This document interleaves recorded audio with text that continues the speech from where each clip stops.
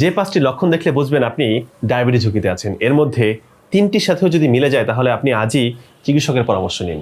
Number 1, যদি আপনার অতিরিক্ত পিপাসা লাগে ও বারবার প্রস্রাবে চাপ দেয় তাহলে আপনি ডায়াবেটিস ঝুঁকিতে আছেন। কারণ রক্ত সুগার বেড়ে গেলে কিডনি সেই অতিরিক্ত গ্লুকোজ বের করার জন্য দ্বিগুণ কাজ শুরু করে, ফলে শরীর পানিশূন্য হয়ে পড়ে। এটি ডায়াবেটিসের প্রাথমিক লক্ষণ।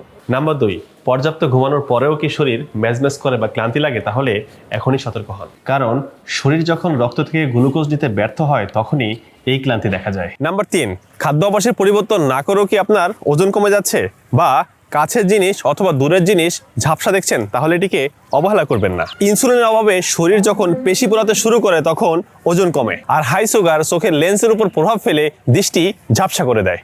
নাম্বার 4, শরীরের সাধারণ কাটাছিড়া ঠিক হতে কি স্বাভাবিকের চেয়ে বেশি সময় লাগছে তাহলে আজই ডায়াবেটিস চেক আপ করুন। রক্তে সুগার লেভেল বেশি থাকলে শরীরের রোগ প্রতিরোধ ক্ষমতা এবং রক্ত চলাচল কমে যায়, তাই ক্ষত সেরে উঠতে দেরি হয়। এটি ডায়াবেটিসের একটি গুরুত্বপূর্ণ পূর্বাভাস। নাম্বার 5, আপনার শরীরে বা ঘাড়ে কি কালচে বা ছোট ছোট দাগ দেখা দিচ্ছে, এটি ইনসুলিন রেজিস্ট্যান্টের একটি বড় সংকেত। এই লক্ষণগুলো অবহেলা করা মানেই নিজের বিপদ নিজে ডেকে আনা। মনে রাখবেন, প্রথম অবস্থায় ডায়াবেটিস নিয়ন্ত্রণ করা তুলনামূলক সহজ, তাই দেরি না করে আজই আপনার রক্তের সুগার পরীক্ষা করুন এবং এই ভিডিওটি শেয়ার করে অন্যদেরকেও জানিয়ে দিন।